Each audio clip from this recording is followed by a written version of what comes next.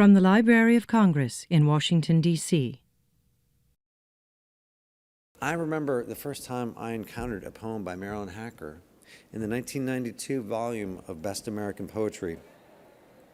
I was a college junior, newly in love with poetry and eager to take in all its contemporary versions, and the annual series seemed a good place to start.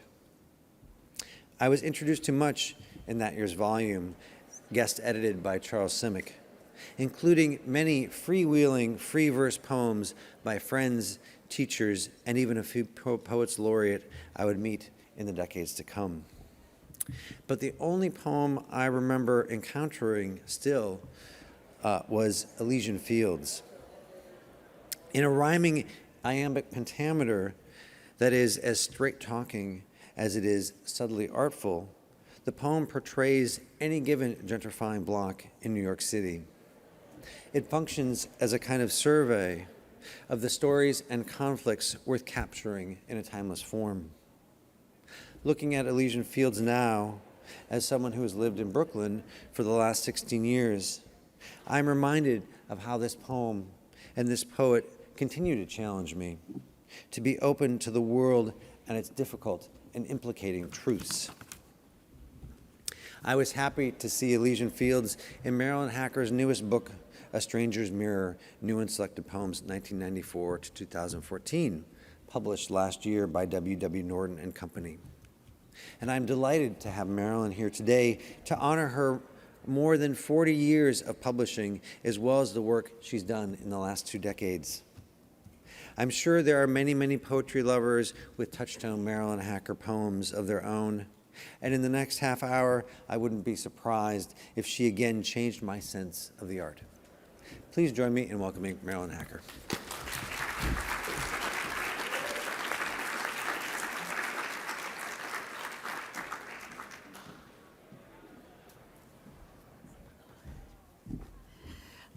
Thank you so much, and it's a great pleasure to be here and with all of you, and to listen to and to follow some of the other marvelous writers in this festival. I was at A.B. Spellman's and Joy Harjo's reading earlier this morning, and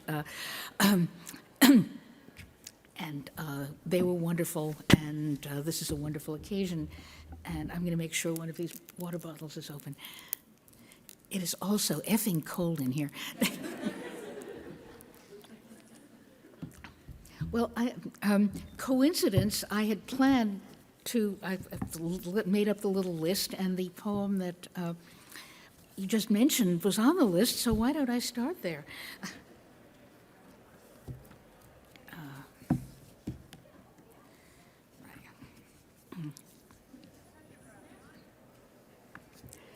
Elysian Fields, and this is a poem about the Upper West Side of Manhattan. Champs-Élysées of Broadway, says the awning of the cafe, where every Sunday morning, young lawyers in old jeans ripped at the knees do crosswords. Polyglot Lebanese run it. They've taken on 2 more shop fronts and run their banner down all 3 at once. 4 years ago, their sign, Au Petit Beurre, was so discreet that meeting someone there, I'd tell her the street corner, not the name. They were in the right place at the right time. Meanwhile, the poor are trying hard enough. Outside, on Broadway, people sell their stuff laid out on blankets, cardboard cartons, towels. A stout matron with lacquered auburn curls circles the Viridian throw rug and painted plaster San Martin to hug a thinner, darker woman who hugs her volubly back in Spanish. A neighbor, I guess, and guess they still have houses. The man with uncut, browned French paperbacks, the man with 2 embroidered gypsy blouses and 3 pilled, pitiful pairs of plaid slacks, folded behind him on the pavement where there was a Puerto Rican hardware store, that's been a vacant shopfront for 3 years may not. There's a young couple down the block from our corner. She's tall, gaunt, gangly, black. He's short, quick, voluble, unshaven, white. They set up dry mornings around 8. I've seen him slap her face, jerking her thin arm like a rag doll's. $1 kept from him. She moves too slow. Whore, stupid bitch. She's my wife, he tells a passing man who stops and watches. If anyone did call the cops, it would be to prevent them and their stacks of old Vogues and outdated science texts from blocking access to the upscale bar where college boys get bellicose on beer. Leave him, would I say? Does she have keys to an apartment, to a room, a door to close behind her? What we meant by poor when I was 20 was a tenement with clanking pipes and roaches. What we meant was up 6 flights of grimed, piss-pungent stairs, 4 babies, and a baby-faced welfare worker forbidden to say birth control. I was almost her, on the payroll of New York State Employment Services at the East 14th Street branch, whose job it was to send day workers, mostly black, to clean other people's houses. 5:15 and I walked east, south, walked up my own 4 flights. Poor was a neighbor, was next door, is still a door away. The door is mine. Outside, the poor work Broadway in the rain. The cappuccino drinkers watch them pass under the awning from behind the glass. And as Audre Lorde used to say, save the energy for the end. This, much more recently, was written in part in memory of the great American poet Adrienne Rich, who died a few years ago, and written during what is going on now in Iraq, in Syria, in Palestine, in so many places. Were the mountain women sold as slaves in the city my friend has not written from for 2 weeks? One of the just has given back his medal. I wake up 4 times in the night, soaked with sweat. In the city my friend has not written from, for 2 weeks there was almost enough electricity.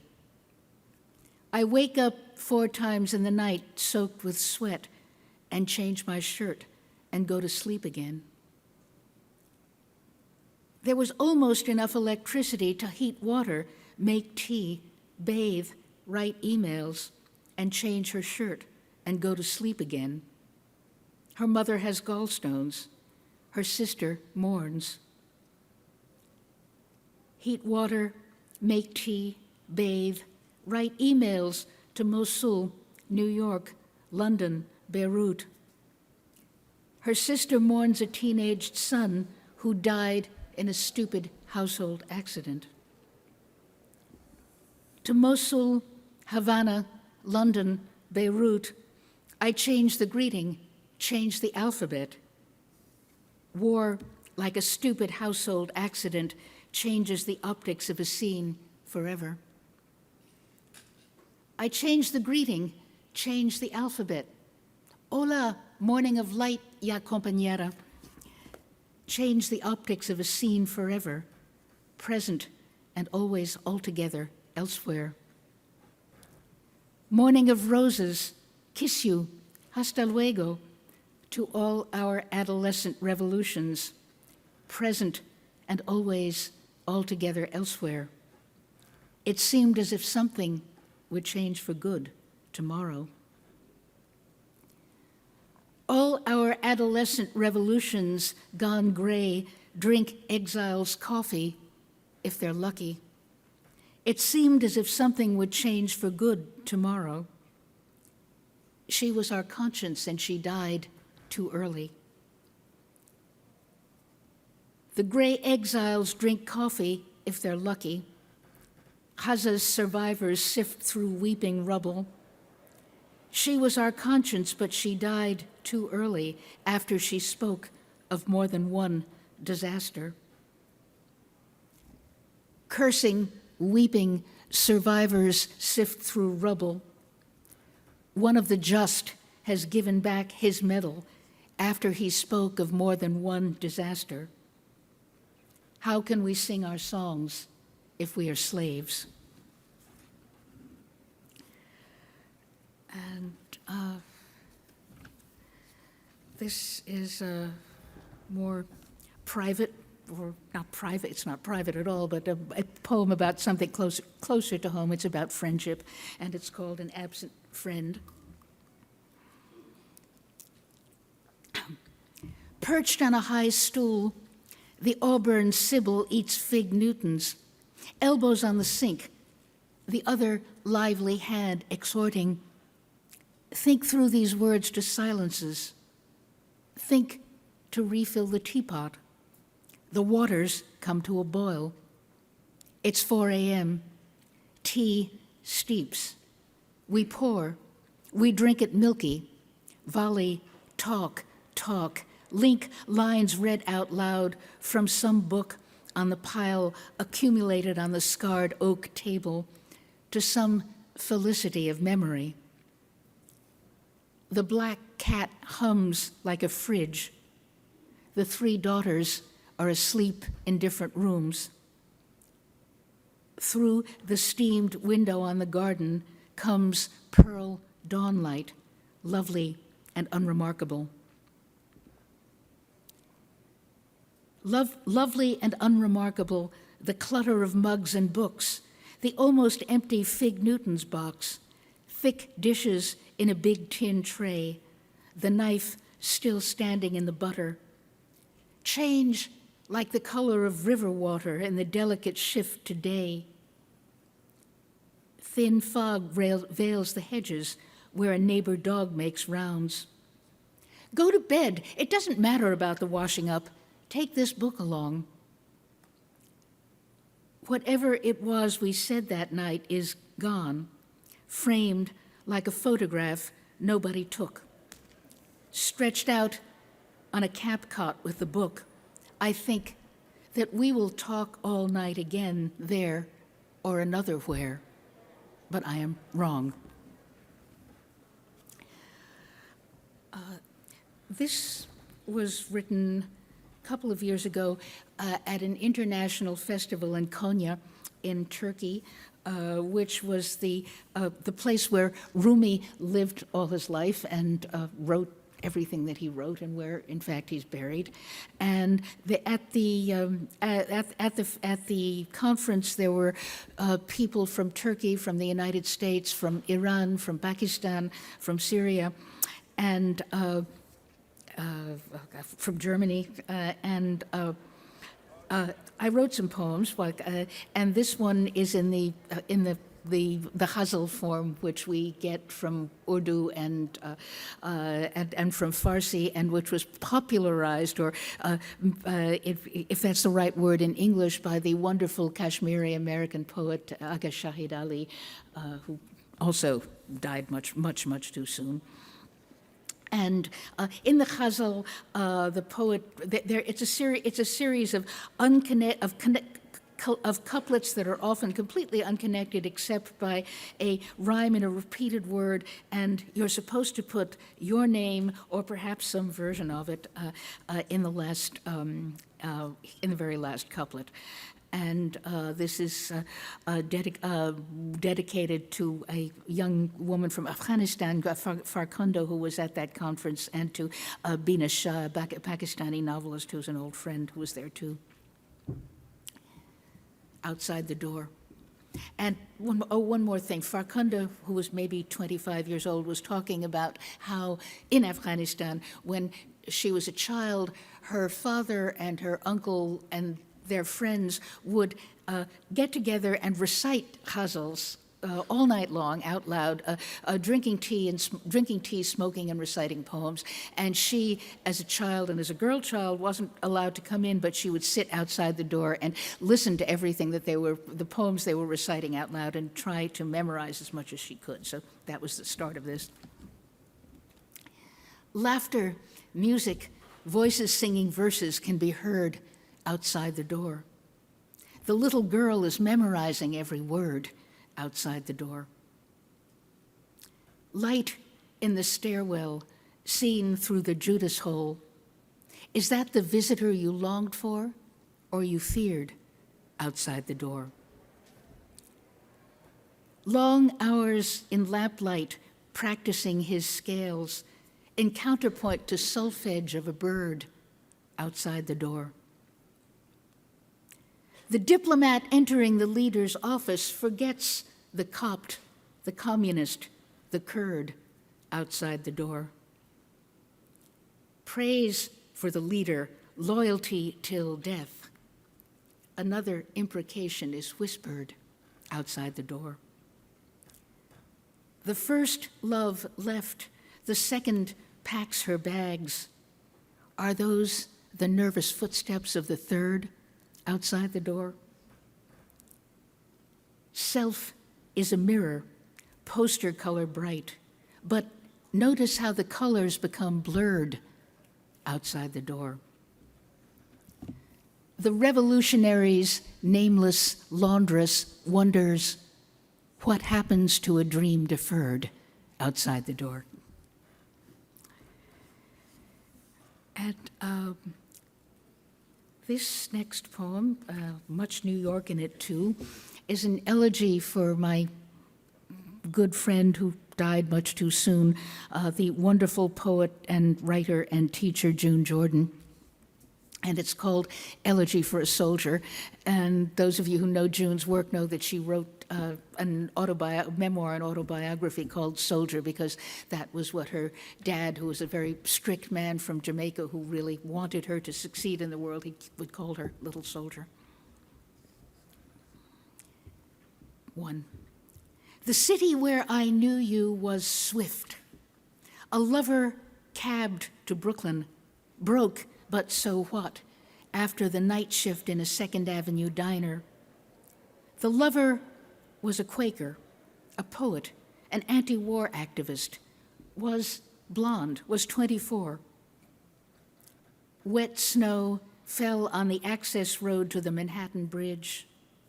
I was neither lover, slept uptown, but the arteries, streetlights, headlines, phone lines, feminine plural links ran silver through the night city as dawn and the yellow cab passed on the frost-blurred bridge, headed for that day's last or first coffee.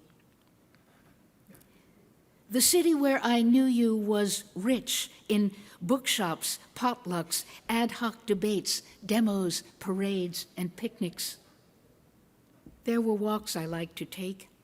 I was on good terms with Two Rivers. You turned, burned, flame wheel of words, lighting the page, good neighbor on your homely street and park slope, whose Russian Zaidas, Jamaican grocers, dyke vegetarians, young, gifted everyone claimed some changes, at least a new food co-op.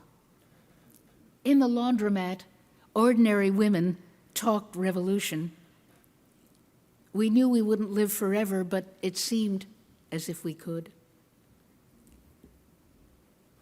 The city where I knew you was yours and mine by birthright, Harlem, the Bronx. Separately, we left it and came separately back. There's no afterlife for dialogue, divergences we never teased apart to weave back together. Death slams down in the midst of all your unfinished conversations. Whom do I address when I address you, larger than life as you always were, not alive now? Words are not you, poems are not you, ashes on the Pacific tide You, least of all. I talk to myself to keep the line open. The city where I knew you is gone. Pink icing roses spelled out passion on a book-shaped chocolate cake. The bookshop's a sushi bar now, and passion has gone out of print. Would you know the changed street that cab swerved down toward you through cold white mist? We have a Republican mayor. Threats keep citizens in line. Anthrax, suicide attacks. A scar festers where towers once were. Dissent festers unexpressed. You are dead of a woman's disease. Who gets to choose what battle takes her down? Down to the ocean, friends mourn you with no time to mourn. And the second part. You who stood alone in the tall bay window of a Brooklyn brownstone, conjuring morning with free-flying words, knew the power, terror in words, in flying. Knew the high of solitude while the early light prowled 7th Avenue, lupine, hungry like you, your spoils, raisins and almonds, ballpoint pen, yellow foolscap. You who stood alone in your courage, never hesitant to underline the connections between rape, exclusion, and occupation, and separations. Were alone and were not alone when morning blotted the last spark of you out. Around you, voices you no longer had voice to answer, eyes you were blind to. All your loves were singular. You scorned labels, claimed black, woman, and for the rest, eluded limits, Quicksilver, Caribbean, staked out self-definition. You, at once an optimist, a Cassandra, Lilith in the wilderness of her lyric, were a Black American, born in Harlem, citizen soldier. If you had to die, and I don't admit it, who dared? What if each time they kill a black man, we kill a cop? Couldn't you take down with you a few prime villains in the Capitol who are also mortal? June, you should be living. The states are bleeding. Leaden words like homeland translate abandoned dissident discourse. 20 years ago, you denounced the war crimes still in progress now as Jenin, Ramallah dominate, then disappear from the headlines. Palestine, your war. To each nation, its Jews, wrote Primo Levi. Palestinians are Jews to Israelis. Afterwards, he died in despair, or so we infer, despairing. To each nation, its Jews, its blacks, its Arabs, Palestinians, immigrants, its women. From each nation, its poets, Mahmoud Darwish, Kavanaugh, Shahid, who, beloved witness for silenced Kashmir, cautioned, shift the accent, and he was martyr. Audre Lorde, Neruda, Amichai, Senghor, and you, June Jordan.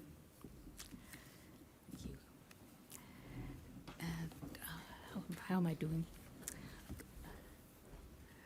And thank you, signers. You are amazing.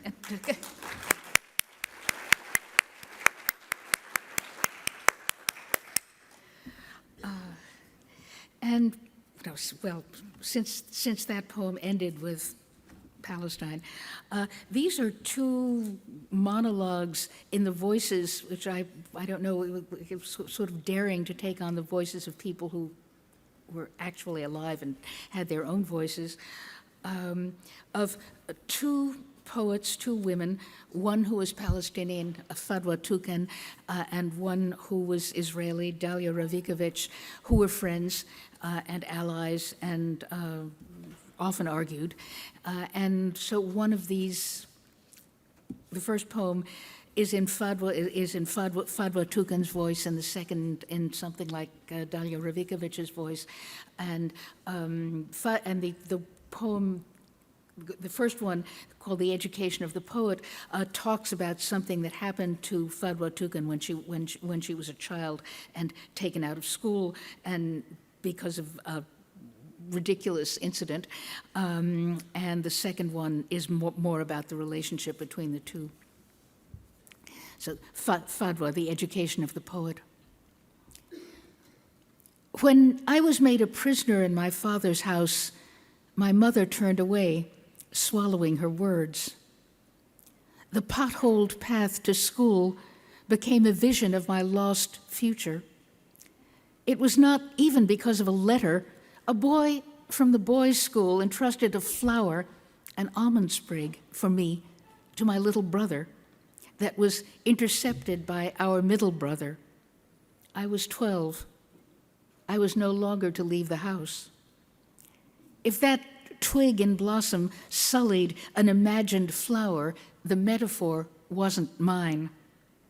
I had no words for my ignorance or innocence. I copied letter after wobbly letter on my school slate. My vision was astigmatic, strained. Was their double vision God's eyes? 6 months later, my eldest brother came back, his studies done, doctor of letters. He shelved his books in the attic room of the house that became a hive, crawling and buzzing with words and dripping the honey of words on a carpet of flowers. My days were dust and water, starch and flour, chores, silence, shame. I could not envision the schoolchild I'd been or what I would be. Words receded. I spoke so little. I brought my brother his coffee and shaving water. The rest of the house was dawn silent. He was writing a letter. No, something else, carefully, hearing each letter that rounded or plunged like the bud or the root of a flower, and the vowel's perfume pervaded the house as he waited the choice that shaped his revision. Do you still care about poetry? Asked my brother, and began to recite a mellifluous ladder of words. Take this book, copy this poem, make a list of the words you don't know, mark the small vowel for each letter. Learn it and recite it to me, said my brother. We are dust and ash, and beauty is brief as a flower, but a stanza's a room, a single line is the house you can build. Throw open the doors to your vision. I live in my own house now. In my line of vision and almond tree flowers, I live by words, and on each page I write a letter to my brothers. And Dalia and Fadwa, different voice. When I see her come through the orchard toward my house, I begin composing answers to the words with which she'll challenge me, her vision precise and focused, as if every letter were drawn beforehand. She stoops toward a flower she doesn't pick, and the word I'm left is sister. As if she were coming to visit a younger sister after a long absence, as if this stranger's house were where she'd watched my awkward gestures flower to eloquence, as if I had measured her words from a wider world each time a letter arrived, message inhabited by a vision. But I was the only messenger of my vision. My father died. There was no brother or sister, but the orphan's clan of branching letters. I taught myself. I moved from house to house with a dented trunk, a few books, many words, an acid fruit preceding its own flower. Am I named for a traitor or for a flower? Blood and fire have cindered and stained my vision. I cursed their politics, they praise my words. What answer can I give my older sister when I open the door, welcome her into my house, and she hands me the incriminating letter? While I imagine opening a letter after scouring the sink, dusting a loaf with flour that tells me my house no longer is my house. Beyond the window and my field of vision, my son is shouting something to his sister, and it's hard all at once to make out their words. But in my yellow kitchen, there are only words I can't pronounce correctly in the letters of my sister's language, language that is sister to mine. I watched her flame and flower as boys threw stones, spliced shots on television, and felt the leaning walls of my bright house. In that threatened house, at a loss for words, my letter would be subject to revision. Flow or gutter never reach my sister. And I think I can read 2 more poems. Je l'espère bien. This is another poem in another voice. There is yet another another form that we get from another language, the glossa, which comes from Spain, 16th, 17th century, in which a poet takes 4 lines, a quatrain or 4 consecutive lines from a poem by somebody else, and then composes a poem of 4 stanzas, each one of which ends with one of those lines.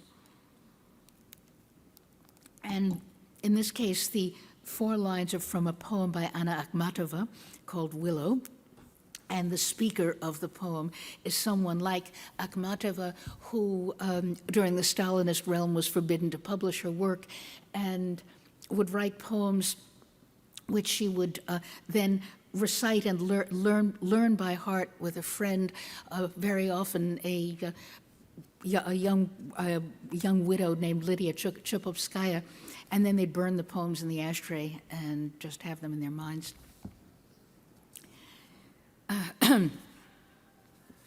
So the 4 lines from Akhmatova in a translation by Judith Hempschmeyer are, "And I grew up in patterned tranquility in the cool nursery of the new century, and the voice of man was not dear to me, but the voice of the wind I could understand. A sibilant wind presaged a latish spring. Bare birches leaned and whispered over the gravel path. Only the river ever left. Still, someone would bring back a new sailor middy to wear in the photograph of the 4 of us. Sit still, stop fidgeting. Like the still, leafless trees with their facility for lyric prologue and its gossipy aftermath, I like to make up stories. I like to sing. I was encouraged to cultivate that ability, and I grew up in patterned tranquility. In the single room with a greasy stain like a scar from the gas fire's fumes, when any guest might be a threat, and any threat was a guest from the past or the future. At any hour of the night, I would put the tea things out, though there were scrap leaves of tea, but no sugar, or a lump or 2 of sugar, but no tea. 2 matches, a hoarded cigarette, my day's page ashed on its bier in a bedsitter. No godmother had presaged such white nights to me in the cool nursery of the young century. The human voice distorted itself in speeches, a rhetoric that locked locks and ticked off losses. Our words were bare as that stand of winter birches, while poetasters sugared the party boss's edicts, the only sugar they could purchase, with servile metaphor and simile. The effects were mortal, however complex the causes. When they beat their child beyond this thin wall, his screeches, wails, and pleas were the gibberish of history, and the voice of man was not dear to me. Men and women, I mean, those high-pitched voices, how I wanted them to shut up. They sound too much like me, little machines for evading choices, little animals selling their minds for touch. The young widow's voice is just hers, as she memorizes the words we read and burn, nights when we read and burn with the words unsaid, hers and mine, as we watch and are watched, and the river reflects what spies. Is the winter trees rustling a code to the winter land? But the voice of the wind I could understand. And this last poem, is a kind of bookend to the very first one, is dedicated to Fadwa Suleiman, who is a Syrian writer and actor who was very active in the Syrian Revolution when it was a peaceful uprising for a change in government and opening out and democracy, free speech. And she left her career and cut off all of her hair and went to and gave talks to the young revolutionaries in the city of Homs, and not too soon afterwards, it was not safe for her to stay in Syria. She's now a political exile living in France and in Paris, which is where I met her. And this comes from a real incident. Fadwa and I were walking across the Pont Sully and down the street, talking in my terrible Arabic and her improving French, and we saw a man whom I had once, a Syrian person whom she had seen I had last seen at a political meeting, and whom she had last seen also speaking to the crowds in Homs, and he too now in exile. So that's what's behind this. Said the old woman who barely spoke the language, "Freedom is a dream, and we don't know whose." Said the insurgent who is now in exile, "When I began to write the story, I started bleeding." Freedom is a dream, and we don't know whose. That man I last saw speaking in front of the clock tower when I began to write the story. I started bleeding 5 years after I knew I'd have no more children. That man I last saw speaking in front of the clock tower turned an anonymous corner and disappeared. 5 years after I knew I'd have no more children, my oldest son was called up for the army, turned an anonymous corner and disappeared. My nephew, my best friend, my second sister, whose oldest son was called up for the army, are looking for work now in other countries. Her nephew, his best friend, his youngest sister, a doctor, an actress, an engineer, are looking for work now in other countries, stumbling, disillusioned in a new language. A doctor, an actress, an engineer wrestle with the rudiments of grammar, disillusioned, stumbling in a new language, hating their luck and knowing they are lucky. Wrestling with the rudiments of grammar, the old woman who barely speaks the language hated her luck. I know that I am lucky, said the insurgent, who is now in exile. Thank you.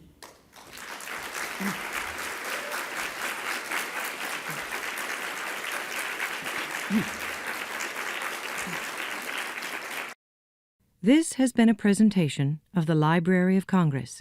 Visit us at loc.gov.